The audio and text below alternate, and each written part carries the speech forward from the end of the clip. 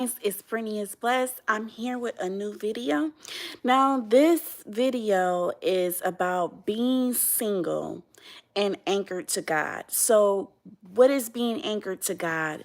Being anchored to God is just following His will and His plan for your life and not just leaning on to your own understanding, but to God's understanding and to His plans. Because, as He said, his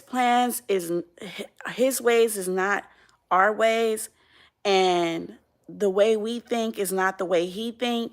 So you may have something in your heart and you have to ask yourself, is this filtered based off of worldly plans, fleshly desires, or is this filtered based off of God's word and God's will for your life?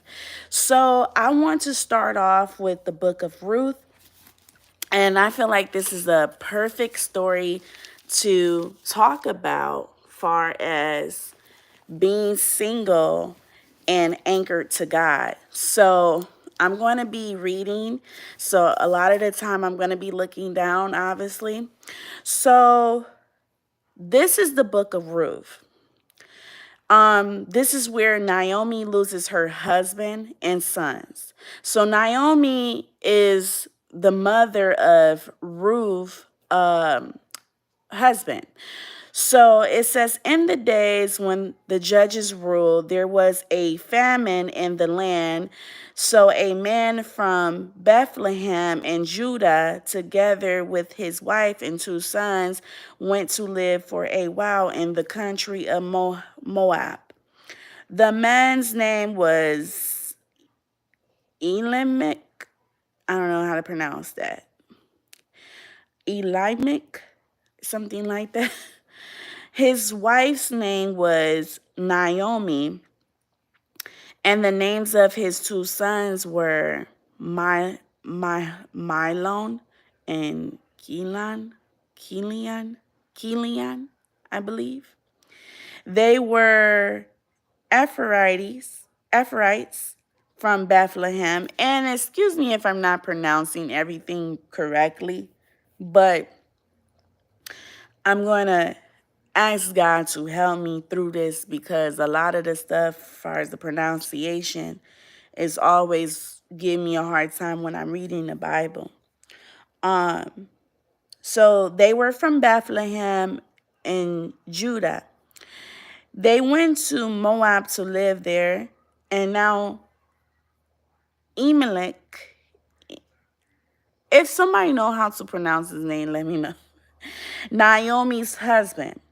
So basically, we're just going to say Naomi's husband. So Naomi's husband died. She was left with her two sons. So we have to understand Naomi's story. So Naomi is a mother. She's also a wife. And so she loses her covering, which is her husband, because God says when a man marries a woman, he leaves his mother and his father to take on to his wife. So he becomes her covering. He becomes, her protector and everything like that. And so the one thing that she leaned closely to besides God is now gone. And so now all she has is her two sons to remind her of her husband. And so they said she was left with her two sons. They married Moab. I think Moab or Moabites. I don't know how to pronounce that. So they married women that were outside of their region, outside of where they originally lived at.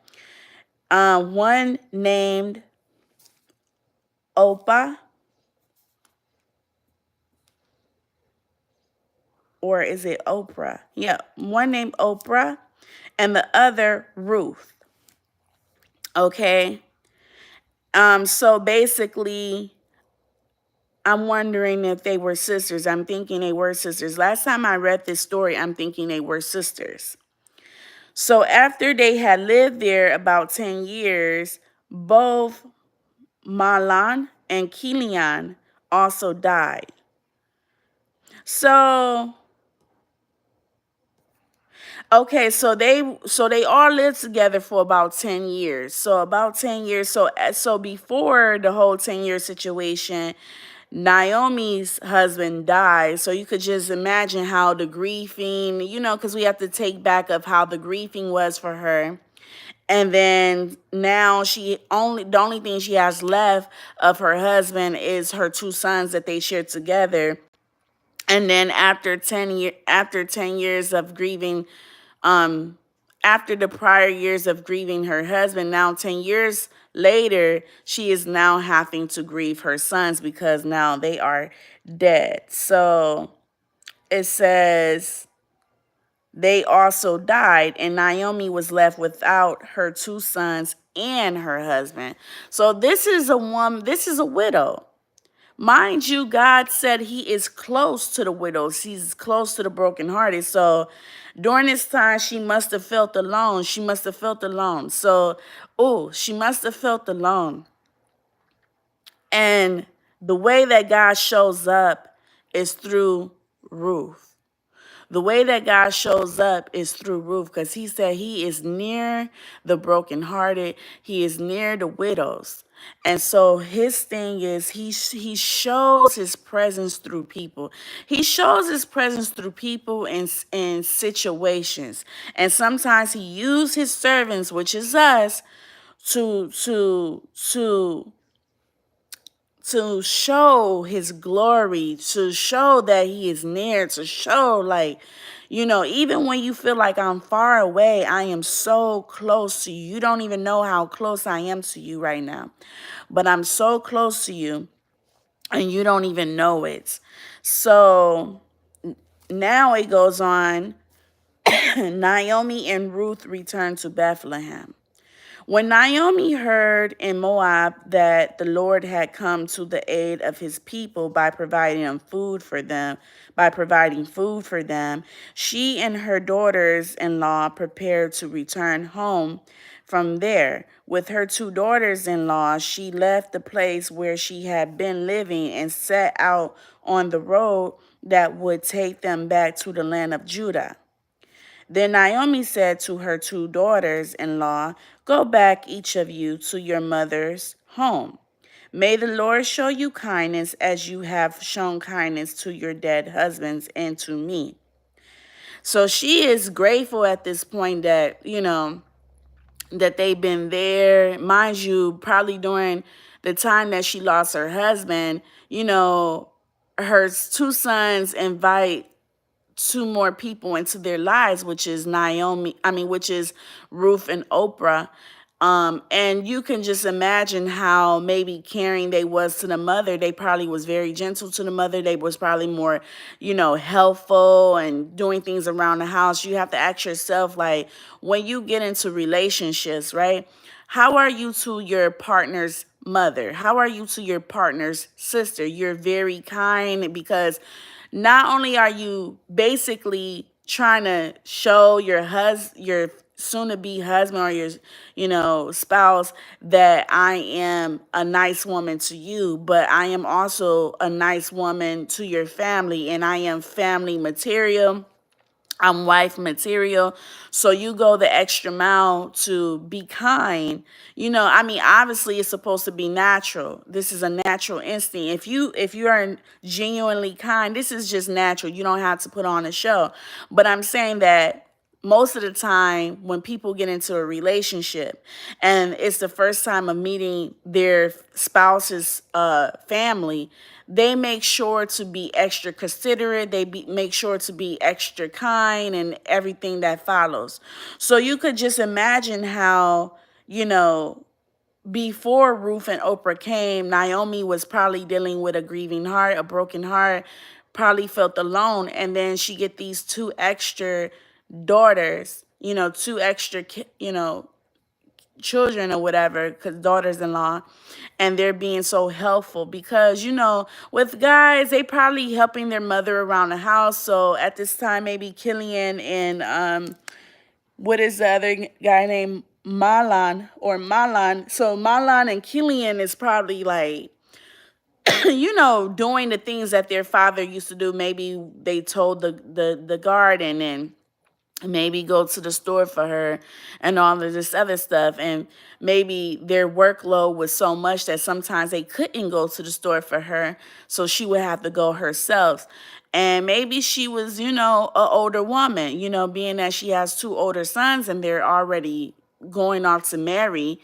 So now that the sons are now married and they're bringing the women's into the home, these two women can help, Naomi do her shopping, her grocery shopping, or help her, do sewing or whatever. And, and the two guys can focus on their daily load. So this had to be a good thing for her. And this is helping her during her healing process, right? Um, so again, this is how, you never know who God put in your life. And you don't know why he put them in your life, because maybe you're going through a season where you may need a friend. You may not think you need a friend, but maybe God put someone in your life and y'all become good friends, and this is his way of showing up. This is his way of showing up for you. Him being a friend in this realm for you. He's already your friend, always, but he wants to have someone, a helper, whether is that a helper and relationship wise or a destiny helper that's helping you through, pushing you through your goals or pushing you through to the next point, because you don't have the strength and energy to do it yourself. So God, put someone in your life to give you that extra push. And so maybe that was Ruth and Oprah for Naomi at this point, was to push her through that season of grieving her husband. And now, after she is grieving her husband, now she has to grieve her two sons. And so here is Oprah and Ruth still there to help her get through that season. I just want to stretch out my foot. Okay, because I'm sitting down right now. So after the sons died, Naomi is instructing Oprah and Ruth to go back to their home, which is in Judah.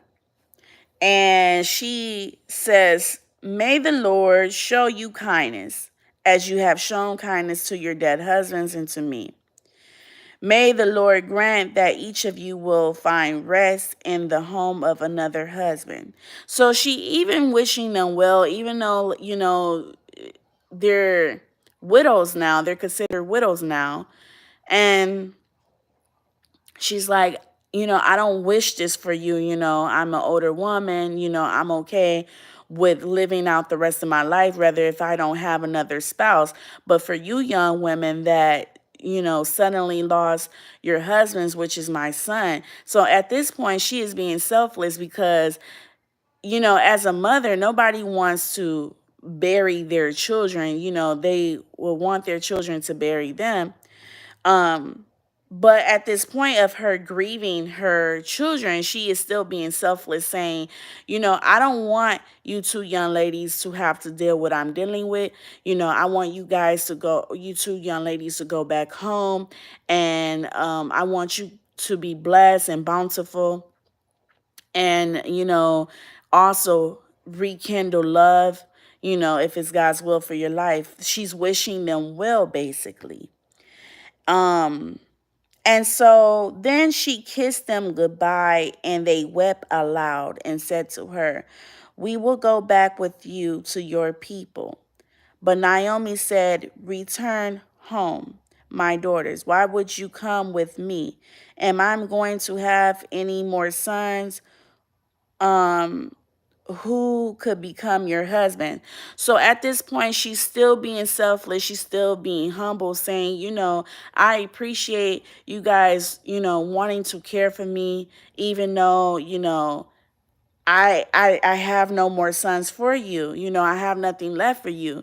And I remember listening to a podcast where this person, it was this man, he was talking about, you would know a person's true intentions based off of their benefits. Like, people are all for it when there's something beneficial for them behind what you can offer. So if you can offer them something that is not beneficial and they're still sticking around, they're still interested, that means this person genuinely care about you. They genuinely want to be in your presence. They genuinely wants what's best for you. But if you're offering them service that could benefit them, of course they're all in. Like, let's say you have money, of course people are going to be around if you're rich, but what happens when you don't have money? Are you still going to be that interesting to them? So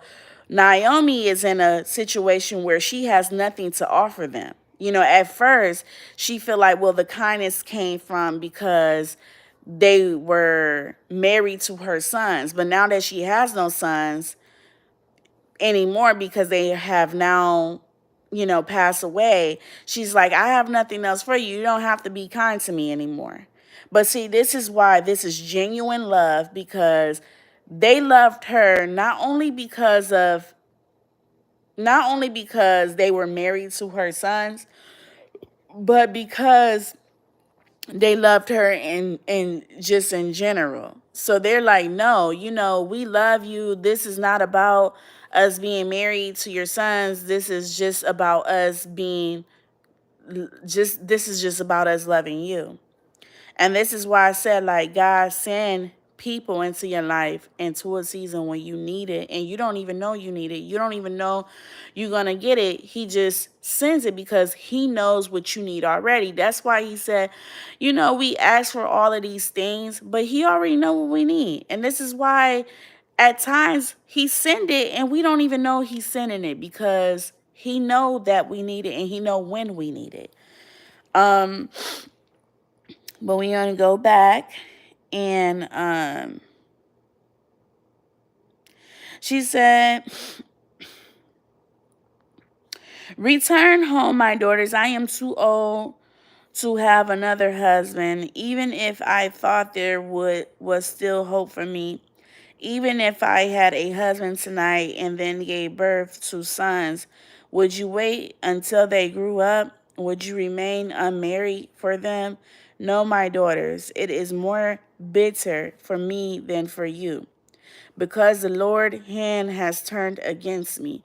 See, at this point, she feel like there's no hope for her. She feel like she's an older woman.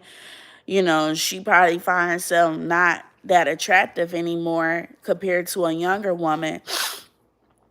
Because as you getting older, you start to feel less attractive, especially if you're not like working out and stuff like that. Like, your facial feature starts to change, and you just start to question yourself, like, well, is I'm still that girl? Is I'm still that woman, or whatever like that? Because women, we go through this. Now, men don't have to necessarily go through that. At least I don't feel like they do. Now, if they do, let me know, guys. But I don't feel like they have this window of questioning, is they that guy or that, because like women, we question that because as we age, we wonder if we're still going to be attractive enough to attract a man, especially a single woman. Basically, I'm talking about single women because, like, I guess married women go through that too, because they wondering, if their husband is ever looking outside of what's in the household. But when it's God grounded, if it's the relationship is built on the foundation of God, there is no questionnaire really, because this is founded by God. But when it's founded by you, you have all these questions about if you that girl, if you that guy, if the relationship is gonna work. Because why? Because this is the plan you came up with, and now you questioning the plan, like if it's gonna continue to work. But when you're on God's plan and when it's heaven sent, you know, it's no doubt. There's no doubt, because God plan always fulfill. It always fulfill. The prophecy always fulfill. And if it's his will for your life, it's going to continue to be that way. It's going to continue to be that way. Unless you counterfeit the, like far as like it was always God's will for us to be immortal. And when Eve allowed the certain serpent to trick her, she counterfeit her inheritance of being immortal into mortal. And so we could have been under God's presence forever and don't have to deal with all of the sins of the world and us sinning and being far away from God and going through that whole process. But once she allowed someone to trick her, the Satan to trick her, of course we have to go through all of this of dying out the flesh and being reborn and becoming, back into God's presence. Because God cannot stand in the presence of sin. He's a holy God. And so this is why I say, unless you try to, mess up the plan, God plan always fulfill. God plan always will be. But when you go outside of that plan, that's when stuff starts to happen. So anyways, at this they wept out loud again. Then Oprah kissed her mother-in-law goodbye, but Ruth clung to her. Look, says Naomi, your sister-in-law is going back to her people and her gods. Go back with her. But Ruth replied, don't urge me to leave you or to turn back from you. Where you go, I will go. Where you stay, I will stay. Your people will be my people, and your God my God. Where you die, I will die, and there I will be buried. May the Lord deal with me, be it ever so severely. If even death separates you and me. When Naomi realized that Ruth was determined to go with her, she stopped urging her. So the two women went on until they came to Bethlehem. When they arrived in Bethlehem, the whole town was stirred because of them. And the women exclaimed, can this be Naomi? Don't call me Naomi, she told them. Call me Myra, because the Almighty has made my life very bitter. I went away full, but the Lord has brought me back empty. Why call me Naomi? The Lord has afflicted me. The Almighty has brought misfortune upon me. So at this time, this is why she's feeling like, hopeless because she lost everything.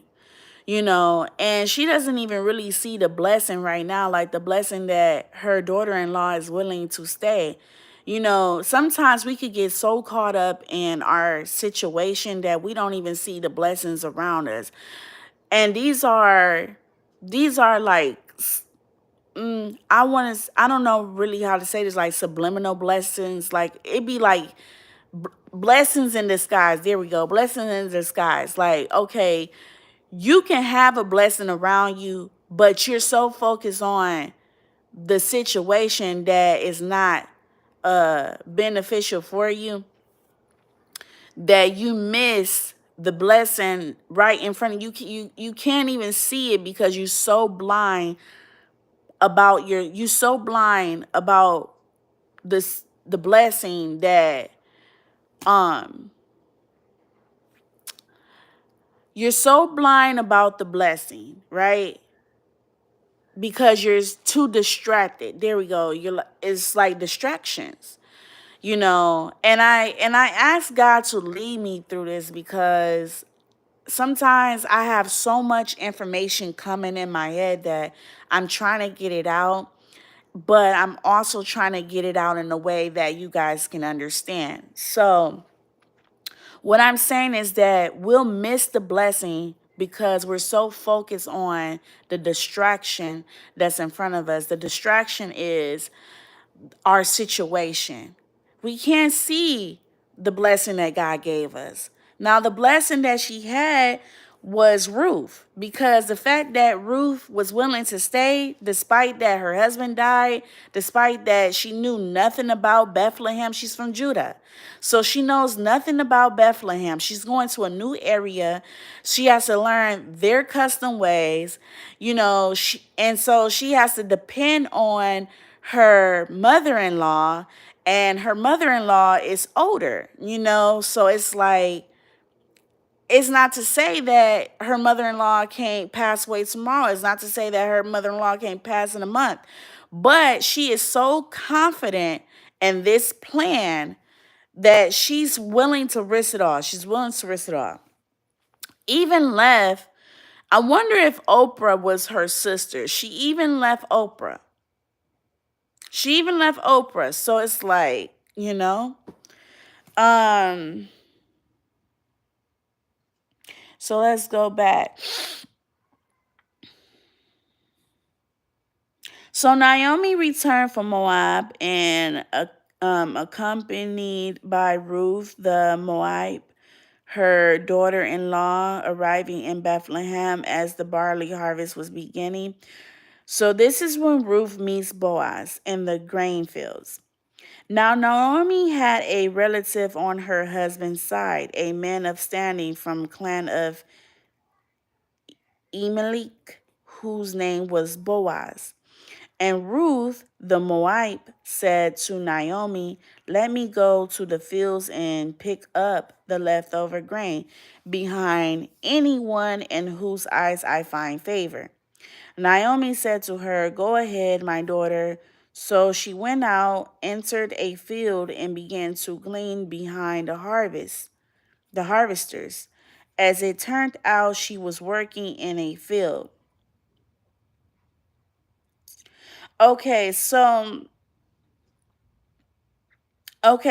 basically, I was kind of reading like um the content. So they have like little things at the bottom where they can explain like certain stuff. And so they was saying traditionally judged. So Naomi means pleasant. So now they want to explain the difference of why Naomi wanted to change her name. So the context is saying that Naomi means pleasant. So she's saying like at this time in her life, nothing is pleasant about her. She feels bitter on the inside. She doesn't feel happy. She's saying, I'm not living up to my name, right? So she said, now I want to change my name to Mara, which means bitter. So she's saying, you know, it's either means bitter, or in Hebrew, it means testified against. So she's feeling like right now, it's too much conflict in her heart for her to feel pleasant. It's too much going on for her to feel pleasant. She done buried both of her sons and her husband, and now she has to move back home, and all she left with is now her daughter-in-law, and she feels like maybe that the daughter-in-law is going there out of sympathy. I don't want to say payola, but she just want to be, she's doing it out of pity. And so she's saying like, I don't want someone to do this for me out of pity. I want someone to do this because, you know, they care. So she can't really tell like if Ruth Hart is genuine far as like she moving to Bethlehem with her because she really care about her, or she moving to Bethlehem because she feel pity for her. So that is how Naomi is thinking, and that's why she want to change her name to Myra. So it goes again to say, just then Boaz arrived from Bethlehem, greeted the harvesters. The Lord be with you.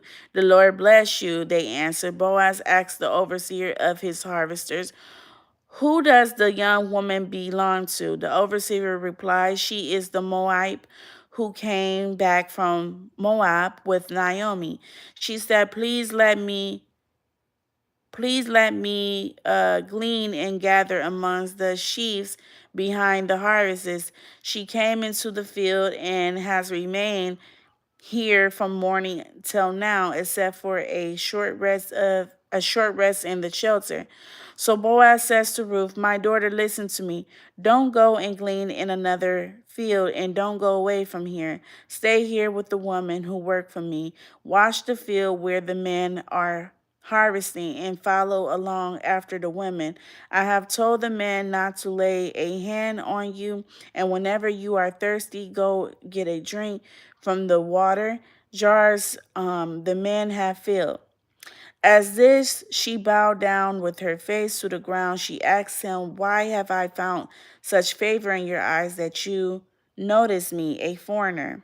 Boaz replied, I've been told all about what you have done for your mother-in-law since the death of your husband, how you left your father and mother in your homeland and came to live with a people you did not know before. May the Lord repay you for what you have done. May you be richly rewarded by the Lord,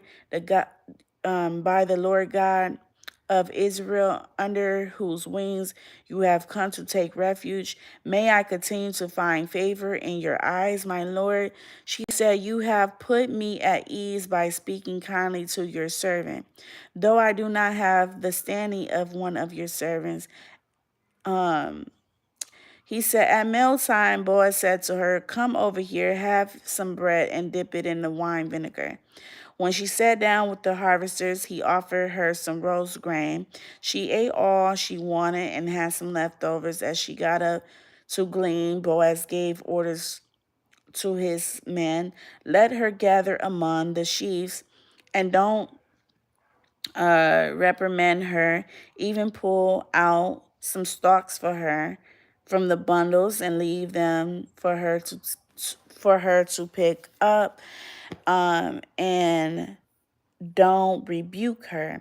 So Ruth gleaned in the field until evening. Then she threshed the barley she has gathered, and it amounted to about an F. She carried it back to town, and her mother-in-law saw how much she had gathered. So I just wanted to say, like, during this process, I noticed that Ruth wasn't even focused on her singleness. She wasn't focused on her becoming a widow. So this series is about being single and anchored to God. So being anchored to God, as I said in the beginning, is just being anchored to his will and his plan.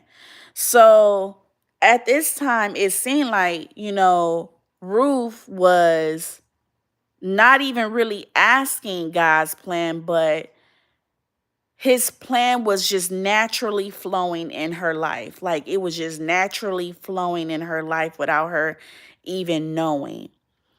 And the crazy thing is, it's like when we seek out our goals and stuff, we're like try hard about it. Like we got to execute, we got to go, we're researching, we're doing all of our research how to be the best at whatever we're good at. Like if you're good at art, you're researching how to be the best artist. If you're a musician, you're trying to research how to be the best musician. You're trying to practice your skills in music. You're enhancing your practice time on the piano. You're enhancing your practice time on the violin.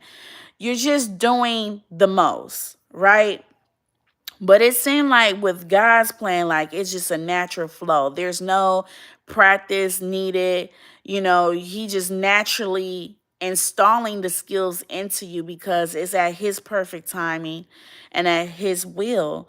And so everything she did, it wasn't like intentionally, it was just naturally, if you understand what I'm saying. So it wasn't intentional for her to just seek out to go to Bethlehem with her mother-in-law, Naomi. Um, there was no plan to do that. Everything just naturally happened. Naomi's husband naturally died. Her two sons naturally died. Oprah naturally went back to Judah. And Ruth naturally went to Bethlehem to console her mother-in-law and to be there for her mother-in-law. But I don't think it was out of pity. I just think that she did not want Naomi to be alone, and she wanted to continue to honor her husband. And that was the way of her honoring her deceased husband, is by, still, caretaking for his mother. When she could have been selfish. She could have said, well, no, I need to go back to my home. I don't know nothing about Bethlehem. I'm from Judah. I could just find another young man in Judah and stuff like that. But because she held on to what she had and stayed still during the storm, this is where God starts to, you know, install more gentleness in her. Because at this time you could become bitter. Like Naomi, she was starting to become bitter. She even wanted to change her name to bitter. Myra means bitter. What else they said? Myra means bitter, and what else? Um,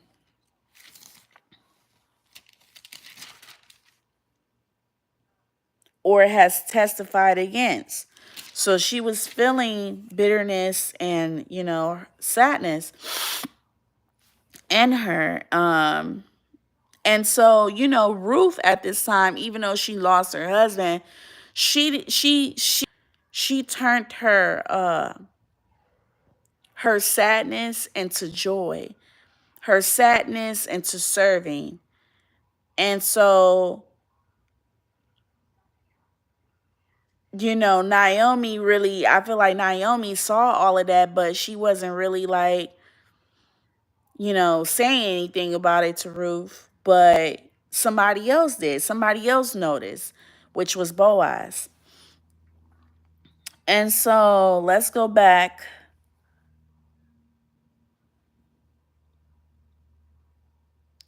And says, so then Ruth told her mother-in-law about the one of whose place she had been working. The name of the man I worked with today is Boaz. She said, the Lord bless him. Naomi said to her daughter-in-law, he has not stopped showing his kindness to the living and the dead. She added, that man is our close relative. He is one of our guardian redeemers. Then Ruth, the Moabite, said, he even said to me, stay with my workers until they finish harvesting all my grain. Naomi said to Ruth, her daughters-in-law, it will be good for you, my daughter, to go with the woman who works for him, because in someone else's field you might be harmed. So Ruth stayed close to the woman of Boaz to glean until the barley and wheat harvest was finished, and she lived with her mother-in-law. So now Ruth and Boaz at the threshing floor. So one day, Ruth's mother-in-law, Naomi, said to her, my daughter, I must find a home for you where you will be well provided for. Now Boaz, with whose women you have worked, is a relative of ours. Tonight he will be winnowing barley on the threshing floor. Wash, put on perfume, and get dressed in your best clothes. Then go down to the threshing floor. but you don't let him know you are there until he has finished eating and drinking. When when he lies down, note the place where he is lying. Then go and uncover his feet and lie down. He will tell you what to do. I will do whatever you say, Ruth answered. So she went down to the threshing floor and did everything her mother-in-law told her to do. When Boaz has finished eating and drinking and was in good spirits, he went over to lie down, and at the far end of the grain pile, Ruth approached quietly, uncovered his feet, and lay down in the middle of the night. Something startled the man, and he turned, and there was a woman lying at his feet. Who are you? He asked. I am your servant Ruth, she said. Spread the corner of your garment over me, since you are a guardian redeemer of our family. The Lord bless you, my daughter, he replied. The kindness is greater than that which you showed earlier. You have not run after the younger men, whether rich or poor. And now, my daughter, don't be afraid. I will do for you all you ask. All the people of my town know that you are a woman of noble character. Although it is true that I am a guardian redeemer of our family, there is another one who is more closely related than I. Stay here for the night, and in the morning, if he wants to do his duty as your guardian redeemer, good, let him redeem you. But if he is not willing, as surely as the Lord, I will do it. Lie here until morning. So she lay at his feet until morning, but got up before anyone could be recognized. And he said, no one must know that a woman came to the threshing floor. He also said, bring me the shawl you are wearing and hold it out. When she did, he poured into it 6 measures of barley and placed the bundle on her. Then he went back to town. When Ruth came to her mother-in-law, Naomi asked, how did it go, my daughter? Then she told her everything Boaz had done for her and added, he gave me these 6 measures of barley, saying, don't go back to your mother-in-law empty-handed. So I feel like, God will put people in your life to bless you. Like, you don't have to go looking for the blessing. God will bring the blessing to you. And you don't have to go out your way for people. They will naturally see your heart. Like, some people will go out their way to be a people pleaser. And the reason why I could say that is because I have done it many times. When you have a good heart, you naturally want to be pleasing to people and you want to make sure they're happy. And sometimes making others happy, you can, I guess, you can even put your happiness at risk, is what I want to say. You can put your happiness at risk on the behalf of making others happy. Why I say that is because sometimes, no matter what you do or how you do it, if it's the wrong person, nothing you could do will make them happy. It might make them happy for the moment. It might make them happy for the minute, the second, the hour, etc. But at the end of the day, if this person is not meant for you, nothing you can do will be enough for them. And you so set on trying to make them happy that you're making yourself unhappy in the process. And so basically what I'm saying is, when God naturally put people in your life that's going to bless you, you don't have to go the extra mile. You don't have to be overly nice, because they're going to naturally see your heart. And I feel like the reason why we be overly nice is because we try to compare ourselves to the people that they dealt with in their lives. Like, some people have stories where they say, yeah, this person did me wrong, that person did me wrong. And so we naturally want to not be like the people that wronged them. And we try to show them our heart by being overly nice and just putting our happiness at risk. And for the people that's meant to be in your life, they're going to naturally see your heart. You want to know why? Because God going to show them your heart. And so during this season of being single, I think that we need to be anchored to God's plan and God's will. And part of being in God's plan and being in God's will and being anchored to that is understanding that He is in control. When He is in control, you don't have to really put your foot on the pedal because He's the one that's driving the car. But when you keep trying to put your foot on the gas pedal, this is where the overly nice comes in. This is where the me feeling to be in control comes in, because the reason why you're being overly nice is because you want to have a grip of the situation. You want to have a sense of control of the situation. Like, maybe if I do this, this is what's going to show them that I'm not like everybody else. And you are always going to be like everyone else to the wrong person. And so if you sit back and let God drive, He's going to reveal you to the right people. And this is what's going on for Ruth. He's revealing her heart to the right people. And she's naturally getting blessed by these people. She's naturally favored by these people. It's nothing that she had to do extra than what she already wanted to do. She wanted to, be of service to her mother-in-law. And all of this of being in service to her mother-in-law is what brought service to her. She's servicing someone else and someone else is servicing her, which is benefiting the initial goal at the end, which is to service her mother-in-law.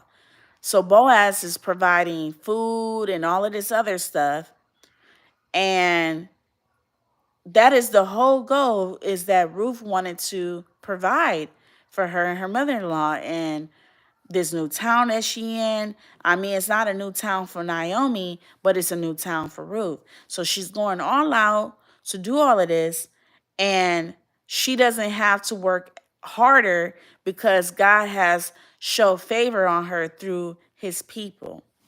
And so this is why being anchored into His will while you're single is, is so much better, because you don't have to go through a maze of trying to figure it out, because He has it all mapped out for you. So, let me see.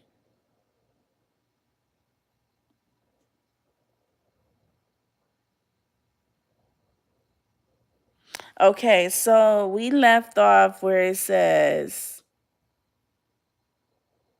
then she told her everything Boaz had done for her, and added, he gave me these 6 measures of barley, saying, don't go back to your mother-in-law empty.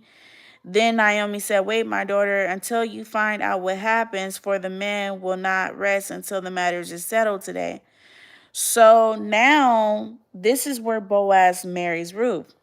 Meanwhile, Boaz went up to town gate and sat down there just as the guardian redeemer he had mentioned came along. Boaz said, come over here, my friend, and sit down. So he went over and sat down. Boaz took 10 of the elders of the town and said, sit here, and they did so. Then and he said to the guardian redeemer, Naomi, who has come back from Moab, is selling the piece of the land that belonged to our relative Emlich.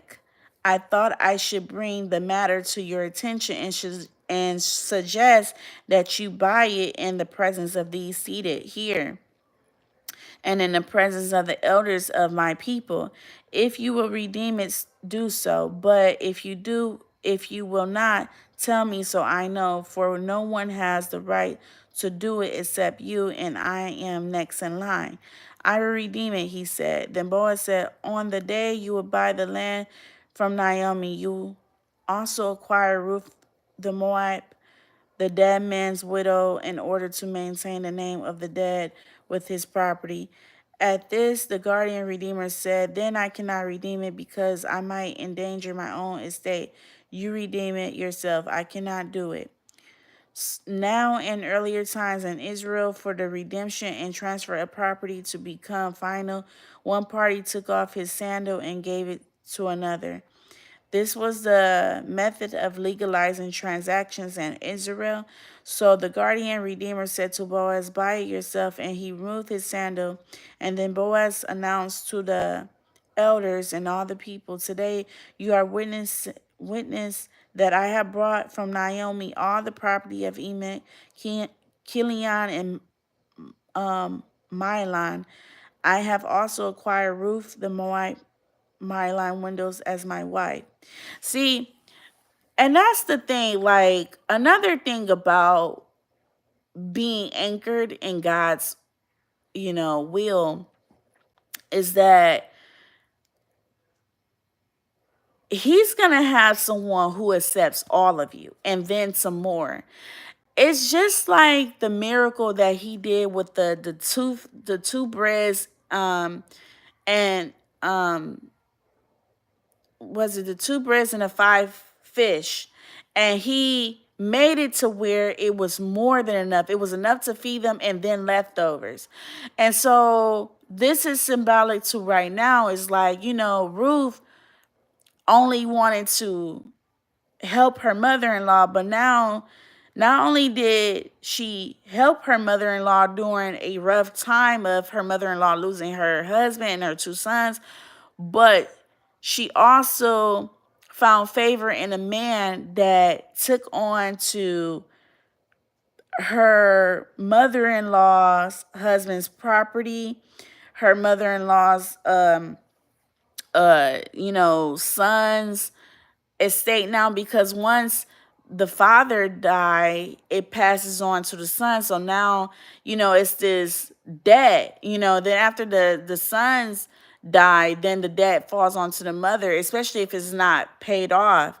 I can imagine all of this stuff was going on to Naomi. She had to worry about burying her family, her two sons, and her husband, and then she also had to worry about paying off any past debt. And so maybe it was property debt, for the house and the land. And so because she can't pay that, she's old age, really can't work like that. She has her daughter-in-law Ruth to go work out, bring money back, bring food back at the same time. And now, God is showing favor in Ruth, and He shows it through, people like Boaz noticing her heart. And so he buys off the land and the property, and also takes Ruth as his wife. So now everything is paid in full. See, with God, there's nothing to worry about. It's paid in full and then some. But when you do it yourself, some people will only take half of you. They'll say, "Yeah, I'll do this, but I can't do that without contradicting my plan, my original plan." But, with a man that fully loves you, he don't care what comes with you. He's going to fully accept you for who you are, and then some, because He knows that God is in the midst of y'all relationship. God is going to carry this relationship.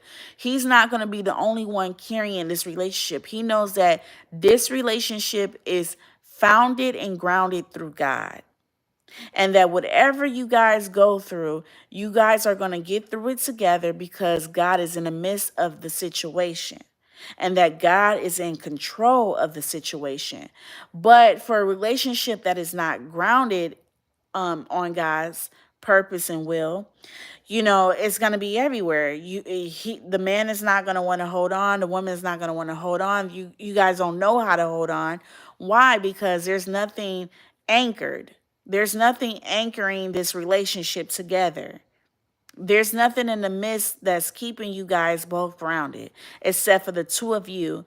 And if it's the two of you, your flesh is more so involved than your spirit. Why? Because your flesh is operating on temporary emotions where you allowing your emotions to get the best of you. Now, if it's grounded on spirituality, meaning with God, you're not going to allow your flesh to be to rule over you, because God tells us to not allow the flesh to rule over us. And in the midst of this, you're not going to react based off of emotions, but you're going to react based off spirit, because you're going to listen to the Holy Spirit and you're going to ask him for guidance. You're going to ask him to keep you anchored. You're going to ask him to keep you grounded in the situation. And so the reason why I look too afar is because I'm actually listening to the Holy Spirit. I'm listening to God to speak through me. I want to make sure that everything that I'm saying is coming, that's flowing naturally, from God, because I don't want it to be based off of how I feel and what I think it is, but from what God tell me what I should say to you. And so that's what I think. That's what I think about, this situation. I feel like, God is really letting it flow naturally, really, because once I know the difference when I'm saying something, is because I get tongue tied a whole lot. I start trying to think and think. But when the Holy Spirit is naturally trying to get something out, it just starts to flow. It just starts to flow. And um, yeah, so when it's from God, everything just naturally flows. And when you have favor, when God starts to show favor, the person don't care what it is, they're going to naturally want to help you. And they don't care because they know that it is God's purpose. So I need to find where we're at.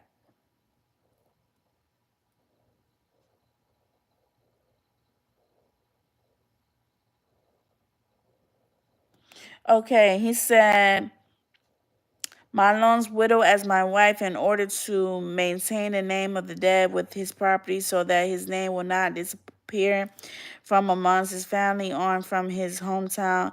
Today you are witness. Then the elders and all the people at the gate said, we are witness. May the Lord make the woman who is coming into your home like Rachel, Leah, who together built up the family of Israel. May you have the standing and Athariah, Etheriah, I don't know how to pronounce that one, and be famous in Bethlehem through the. So we're going to read the contents. The content says the Hebrew word for guardian redeemer is a legal term for one who has the obligation to redeem a relative in serious difficulty. Also in verses 12 and 13, many Hebrew manuscripts, Vulgate and Syriac, the Hebrew word for guardian redeemer, is a legal term for one who has the obligation to redeem a relative in serious difficulty. So Naomi and from Ruth the Moab, you acquire the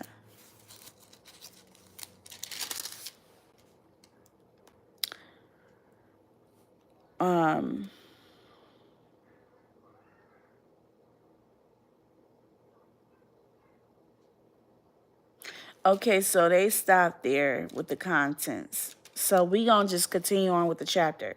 So offspring the Lord gives you by this young woman, may your family be like that of Perez, whom Tamar bore to Judah.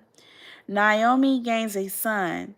So Boaz took Ruth, and she became his wife. When he made love to her, the Lord enabled her to conceive, and she gave birth to a son.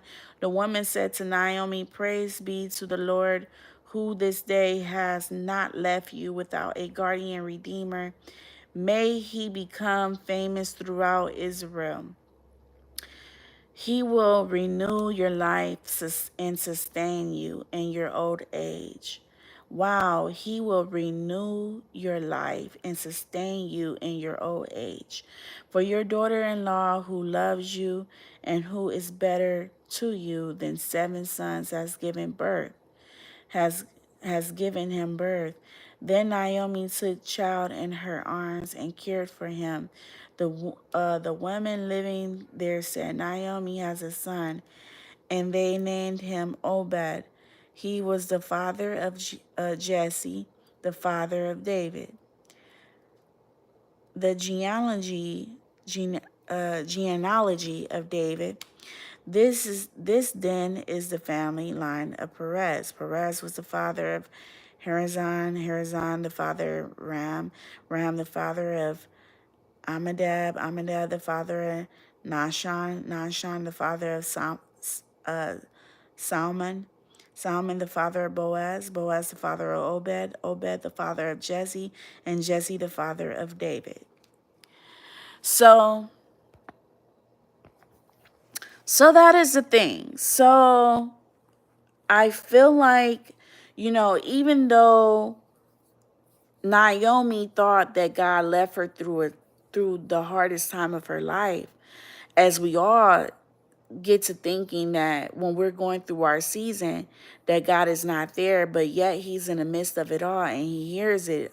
He hears our prayers. He hears our concerns. And during the time that she's thinking that, God is not there, he is right there blessing her unknowingly. She's unknowingly knowing that he's blessing her because she's so distracted through her situation that she doesn't even know that Ruth is the blessing that God called her. Sometimes he called us in a season for a reason, so he can bless you greater than what you already had. Like with Job, he was already rich, but, you know, uh, the devil wanted to see if Job would be still this good servant to the Lord with or without, stuff. He's like, well, the only reason why Job is loyal to you because, he has everything that he can think of. But I bet once he has nothing, he's going to curse your name.